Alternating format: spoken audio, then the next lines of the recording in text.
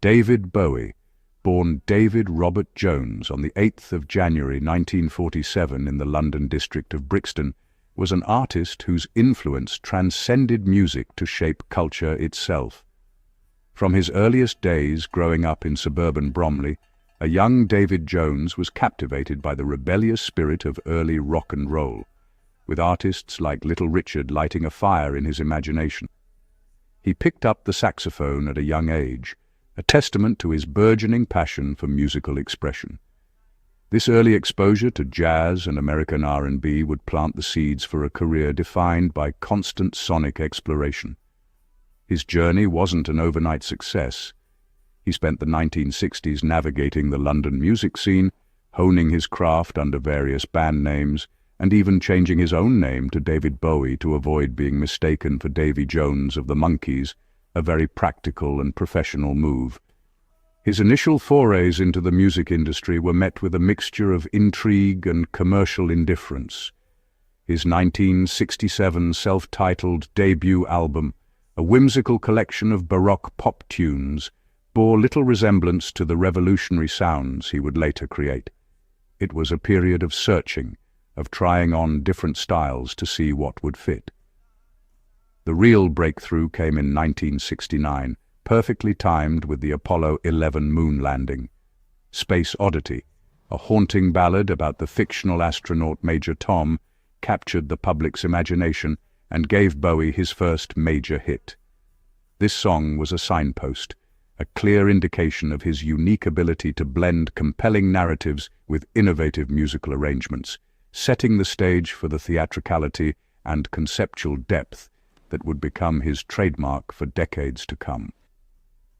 Bowie's life was a masterclass in artistic evolution, a relentless forward momentum that saw him shed musical skins with astonishing regularity. From the androgynous alien rock star Ziggy Stardust to the soulful crooner of his Plastic Soul phase, and from the experimental soundscapes of his Berlin trilogy to the stadium-filling pop anthems of the 1980s, he never stood still. Each new era was a complete aesthetic package, involving not just a new sound, but a new look, a new persona, and a new way of engaging with his audience. This constant reinvention was not merely a gimmick. It was the core of his artistic philosophy, a way to explore different facets of his own identity and the world around him. He was a true chameleon, and the music world was his canvas for change. His life came to a close on the 10th of January 2016, just 2 days after his 69th birthday, and the release of his final, masterful album, Black Star. His passing from liver cancer, a battle he had kept intensely private, sent shockwaves around the globe. Black Star was revealed to be his parting gift, a meticulously crafted and deeply moving meditation on mortality. The album served as a final, poignant act of performance art, cementing his legacy not just as a musician, but as an artist who controlled his own narrative right until the very end. His death marked the end of an era, but the vast and varied body of work he left behind ensures that David Bowie's influence remains as potent and relevant as ever. In the glittering, mascara-streaked world of early 1970s London, two figures stood as the twin pillars of the burgeoning glam rock movement, David Bowie and Mark Bolan. Their relationship was a complex tapestry of friendship, rivalry, and mutual admiration, a dynamic that spurred both artists to greater creative heights. They first met in the mid-1960s, two ambitious young mods with dreams of stardom, painting their manager's office to earn a bit of cash. This shared history forged a bond, but as their careers began to take off in parallel, a spirit of friendly competition inevitably emerged. Bolan, with his band T-Rex, was the first to strike gold, achieving massive chart success with hits like Get It On and becoming the face of T-Rextasy. Bolan's flamboyant style, his corkscrew hair, and his glittery feather boa-draped stage presence set the template for glam rock. He was the elfin boogie king, and his success undoubtedly lit a fire under Bowie. While Bolan was topping the charts, Bowie was still crafting the Ziggy Stardust persona, observing and learning. Their rivalry was never malicious. It was more like two heavyweight boxers circling each other, each respecting the other's power, while determined to land the next big punch. You can hear the influence in the music. The crunching guitar riffs and catchy, pop-infused melodies that defined T-Rex's sound were elements that Bowie would absorb and then transmute into his own, more conceptually ambitious work, adding layers of theatricality and narrative depth. This creative sparring pushed both artists forward. When Bowie finally broke through with the rise and fall of Ziggy Stardust and the Spiders from Mars, he took the glam rock blueprint that Bolan had popularized and elevated it into a full-blown rock opera. The competition was palpable in the press, with music journalists constantly comparing their latest singles and albums, fueling the narrative of them as the scene's chief rivals. Yet, behind the scenes, their friendship endured. They shared a producer in Tony Visconti, who had the unique perspective of working with both titans and understood the intricate dance of their relationship. He was the bridge between their two worlds, helping to shape the definitive sounds of the era for both artists. The final poignant chapter of their public relationship came in September 1977, just before Bolan's tragic death in a car crash. Bowie appeared as a guest on Bolan's television show, Mark. They performed a duet, jamming together on Bowie's Heroes before launching into an impromptu blues number. During the performance, Bolan accidentally stumbled off the stage, a moment Bowie laughed off good-naturedly. It was their last time on stage together, a bittersweet snapshot of a friendship and rivalry that had defined a generation of music. Bolan's death deeply affected Bowie, who quietly provided financial support for Bolan's family, a testament to the genuine affection that lay beneath the competitive surface of their public lives.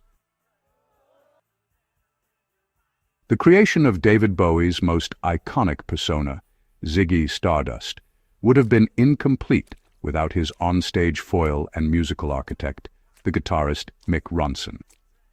Bowie's vision required a specific kind of musician, someone who possessed not only exceptional technical skill, but also a powerful stage presence and a deep understanding of rock and roll theatrics. In 1970, on the recommendation of drummer John Cambridge, Bowie found that musician in a humble gardener from the city of Hull.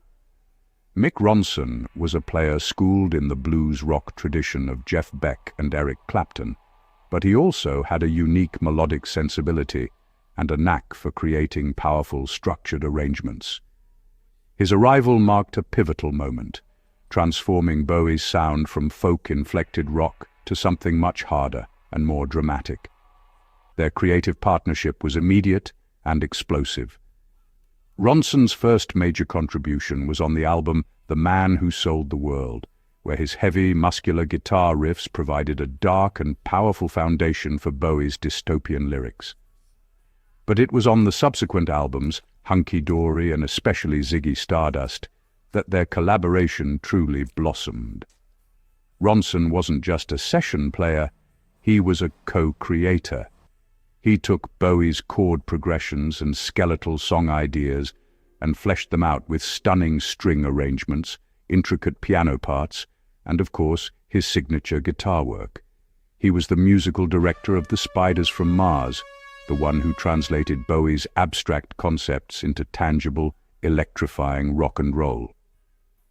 The chemistry between Bowie and Ronson on stage was legendary. With his glam rock haircut and striking looks, Ronson was the perfect visual counterpart to Bowie's otherworldly Ziggy character. Their most famous onstage moment, where Bowie would kneel and simulate fellatio on Ronson's guitar during Moonage Daydream, was a piece of rock theater that shocked audiences and became an enduring image of the era's androgynous rebellion. Ronson wasn't just standing in the background, he was an integral part of the performance, a guitar hero in the truest sense. His powerful, melodic solos were as much a part of the story as Bowie's lyrics, driving the emotional core of songs like Starman and 5 Years. However, all brilliant partnerships have a lifespan. By 1973, at the height of Ziggy's fame, Bowie felt creatively trapped. He famously retired Ziggy Stardust live on stage at the Hammersmith Odeon, a move that shocked the audience and, most of all, his own band. Bowie's relentless desire for change meant he had to dismantle the very machine that had made him a superstar. He was eager to explore the soul and funk music that was inspiring him, a direction that was a world away from the glam rock of the Spiders. The split was abrupt, and for Ronson and the other Spiders, painful.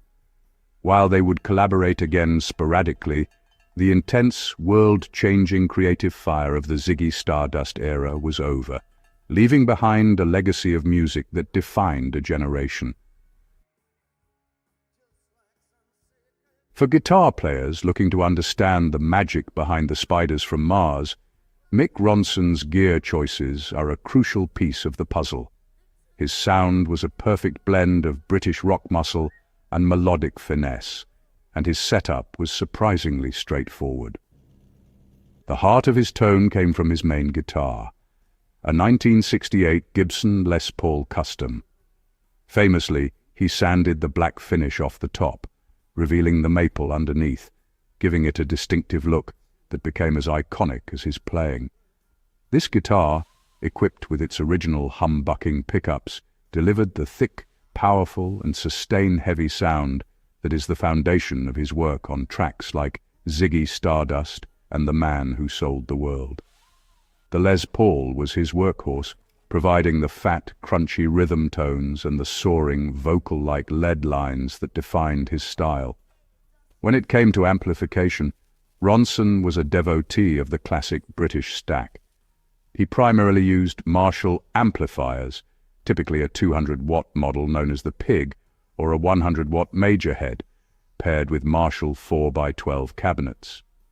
This combination is the quintessential formula for classic rock tone, providing immense volume, headroom, and a rich, harmonically complex overdrive when pushed.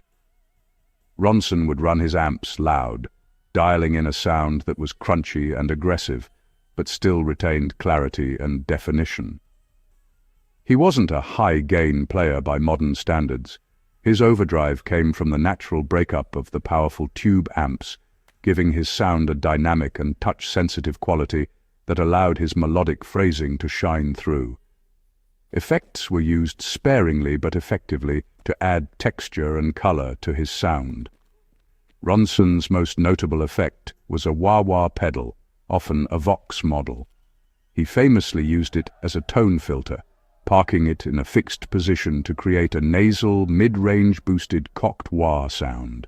You can hear this technique all over the Ziggy Stardust album, particularly on the iconic solo for Moonage Daydream, where it helps his guitar cut through the mix with a distinctive, horn-like cry. He also used a tone-bender fuzz pedal for some of his more aggressive tones and occasionally a phaser to add a swirling, psychedelic texture to certain parts. But the core of his sound remained the pure connection between his Les Paul and his Marshall stack. For modern players wanting to emulate Ronson's sound, the formula is achievable. Start with a Les Paul-style guitar with humbucking pickups. You don't need his exact 68 model. Any quality Les Paul will get you in the ballpark. Pair it with a Marshall-style amplifier or a good digital modeler with a Plexi or JMP setting. Keep the gain moderate and use the guitar's volume knob to clean up the sound. The key is to focus on the playing style, strong vibrato, melodic phrasing that follows the vocal line, and a powerful, confident attack. Don't forget a wah pedal to experiment with that cocked wah tone. Ultimately, Ronson's magic was in his fingers and his musical mind, but with the right gear, you can build the tonal foundation to explore his incredible legacy. David Bowie's discography is not just a collection of albums, it's a timeline of cultural and musical shifts, curated by one of popular music's greatest innovators. His catalogue is, remarkable for its sheer breadth and its fearless embrace of change. After the initial breakthrough with Space Oddity, the 1970s saw him enter an unparalleled creative streak. The Man Who Sold the World, released in 1970, introduced a heavier proto-metal sound, followed by the eclectic and beautifully crafted songwriting of Hunky Dory in 1971, which gave us timeless classics like Changes and the sweeping ballad Life on Mars. This album was the prelude to his commercial explosion, showcasing a melodic genius that would soon be fused with a revolutionary new image and concept. The album that truly made him a global phenomenon was The Rise and Fall of Ziggy Stardust and the Spiders from Mars in 1972. This concept album about a bisexual alien rock star who comes to Earth was honestly a masterstroke of music and theatre. Singles like Starman and the title track defined the glam rock era and cemented Bowie's status as a cultural icon. He continued this momentum with Aladdin Sane in 1973 and the dystopian Diamond Dogs in 1974, which spawned the monster riff of Rebel Rebel. But, true to form, just as he reached the pinnacle of glam, he abandoned it completely. The mid-70s saw him dive headfirst into American soul music with Young Americans in 1975, creating what he called plastic soul and scoring a US #1 hit with Fame, co-written with John Lennon. This restless spirit led him to his next great transformation. Fleeing the excesses of Los Angeles, Bowie moved to West Berlin, where he created the so-called Berlin Trilogy with producer Brian Eno. The albums Low in 1977, Heroes also in 1977, and Lodger in 1979 were radical experimental works that combined ambient soundscapes with fragmented avant-garde rock. While less commercially accessible at the time, this period is now regarded by critics as one of his most artistically significant. The title track from Heroes has become one of his most beloved and enduring anthems, a testament to the emotional power embedded within the experimentation. This era proved that Bowie was not just a pop star, but a serious, boundary-pushing artist. The 1980s saw Bowie embrace the mainstream once more, but on his own terms. The album Let's Dance in 1983, produced by Nile Rodgers of Chic, was a global commercial juggernaut. It was a slick, polished, and incredibly catchy collection of pop-funk that produced massive hits with the title track Modern Love and China Girl. This album introduced Bowie to a new generation of fans and propelled him to superstardom. While he would later express ambivalence about this period of immense fame, the quality of the songwriting is undeniable. His final act, Black Star in 2016, was a stunning and cryptic farewell, a work of jazz-infused art rock that saw him innovating right until the very end, a fitting final chapter in a truly unparalleled career. David Bowie's pioneering use of stage personas was, honestly, one of the most defining aspects of his artistry, fundamentally changing the concept of what a rock star could be. He really understood that pop music was a visual medium as much as an auditory one, and he used characters to explore different themes, sounds, and, facets of his own personality. This all began in earnest with Ziggy Stardust, the androgynous, flame-haired alien who became the vessel for his glam rock masterpiece. But Ziggy wasn't just a costume. He was a fully realized character with a backstory, allowing Bowie to perform with a theatricality and confidence he might not have otherwise possessed. This practice of adopting a persona gave him the freedom to continually reinvent himself and avoid being creatively pigeonholed by his own success. While Bowie is often credited, and rightly so, with inventing the rock persona, he wasn't actually the very first to do so. Artists like Little Richard, with his flamboyant pompadour and makeup, and Screamin' Jay Hawkins, with his macabre, coffin-emerging stage act, had already introduced elements of theatricality and character into rock and roll.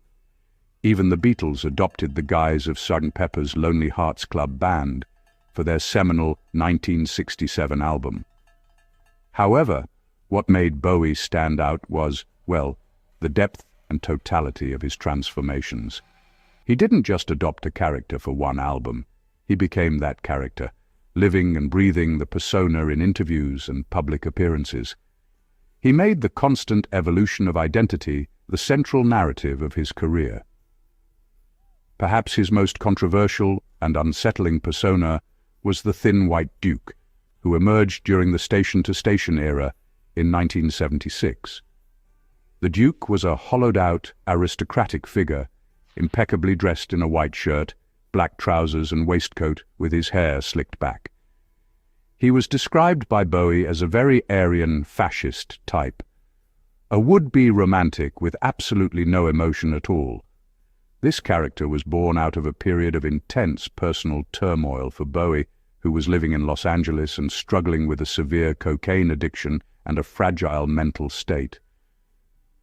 The Duke was the chilling embodiment of this dark period, a cold and detached figure who sang love songs with a terrifying emptiness. The Thin White Duke was a deeply challenging character for both Bowie and his audience. The persona's nihilism and emotional void were a stark contrast to the vibrant Ziggy Stardust, or the soulful singer of Young Americans. It was through this character that Bowie made some of his most troubling and inflammatory public statements, which he would later attribute to his drug-addled state of mind. The Duke represents the dark side of artistic immersion, a cautionary tale of a character almost consuming its creator. Yet, the music created during this period, particularly the album Station to Station, is considered some of his finest work, a brilliant and harrowing fusion of funk, rock, and European experimentalism. Beyond his monumental musical career, David Bowie cultivated a fascinating and honestly respectable presence as an actor, often choosing roles that mirrored the otherworldly and enigmatic qualities of his stage personas. His striking androgynous features and intense gaze really made him a natural fit for the cinema. His first major leading role came in 1976 with Nicholas Roeg's The Man Who Fell to Earth. Bowie played Thomas Jerome Newton, a humanoid alien who comes to Earth on a mission to save his dying planet, only to be corrupted by human vices. It was a case of perfect casting. Bowie's own alien-like aura lent the character a profound sense of loneliness and alienation that was utterly convincing. The role cemented his image as a cultural outsider. Throughout his acting career, Bowie gravitated towards complex and unconventional characters. In Nagisa Oshima's powerful 1983 war film Merry Christmas, Mr. Lawrence, he delivered a compelling performance as Major Jack Selliers, a defiant British prisoner of war in a Japanese camp. His on-screen charisma and the film's exploration of cultural and personal conflict earned him critical acclaim. In the same year, he starred opposite Catherine Deneuve and Susan Sarandon in Tony Scott's stylish vampire film, The Hunger, playing a centuries-old vampire whose eternal youth begins to rapidly fade. These roles really demonstrated his willingness to take on challenging dramatic parts that went far beyond his rock star image. Of course, for a whole generation, his most unforgettable role is that of Jareth the Goblin King in Jim Henson's 1986 fantasy epic, Labyrinth. With his wild hair, tight trousers, and mesmerizing crystal ball juggling, Bowie created a character that was both menacing and strangely alluring. As the charismatic ruler of a fantastical labyrinth, he sang several original songs for the film's soundtrack, including the fan-favorite Magic Dance. Labyrinth has since become a beloved cult classic, and for many younger fans, it served as their first introduction to the magnetic and multi-talented artist.